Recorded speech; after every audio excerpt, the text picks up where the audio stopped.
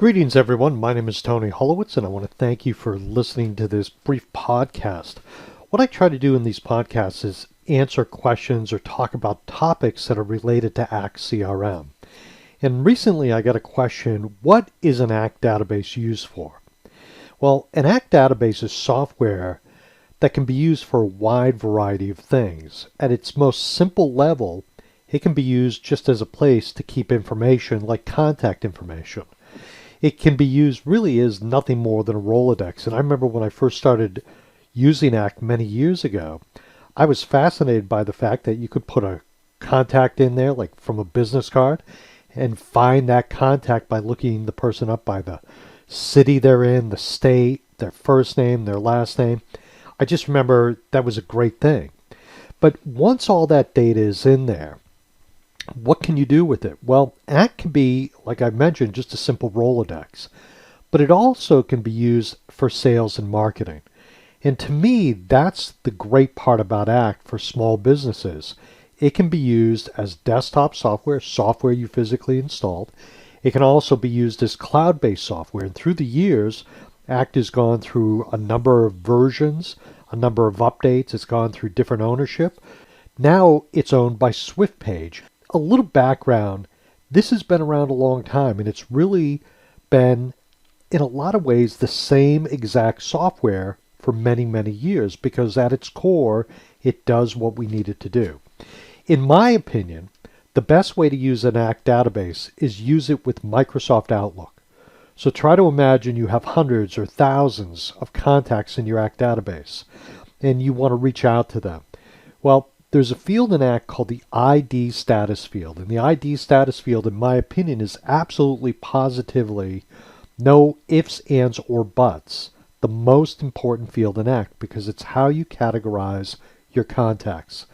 And to simplify it, generally the contacts in my Act database are either personal things or they're clients or prospects. But let's say you want to send an email out to prospects. Well, you can do that. You can send an email out to all your prospects. You can look up all your prospects in one fell swoop. Same with your clients. But also, Act can go to another level. To me, data is only as good as you being aware of the data that exists inside a database like Act, and then taking action on that data. So there's tools in Act that can consolidate that data to bring it together. And as you start doing things in Act, you can track things. For example, if you place a phone call, you can track that you placed that call. If you send an email, that gets tracked automatically inside of Act in a field called the last email field. And the reason I mention this last email field is this. When you do things in Act, behind the scenes, it's creating information, it's keeping data. And as your database grows and develops and you use it, things occur that you can search for. So for example, if you wanted to find all the contacts that you had not sent an email to in 90 days, you could. If you could want to find all the contacts that you've never sent an email to, you could. So a lot of what Act as a database comes down to as software is the simple fact that it's what you think about doing with it and coming up with a plan, an outline, and then Act as a tool is great for helping you stay on task. It can help you track what you're trying to accomplish. And I always tell people, again, Act can be just a Rolodex. You don't do much with it. And a lot of people that have used Act through the years do just that. They don't realize the power of the information that it holds. And what I do with a lot of my clients is show them all this information that's right in front of them, waiting for them to take action on. You might call people, as I mentioned, you might email them. There's a component of Act called Act Marketing Automation, which is an email program that's much like Constant Contact or MailChimp. But the great thing is all the data comes right back inside into Act. So if you want to find all the contacts that opened a recent email, you can. If you want to find the people that bounced, you can. So Act can be incredibly powerful. And I always tell people, if you don't have a plan for Act, then it's not going to be very effective.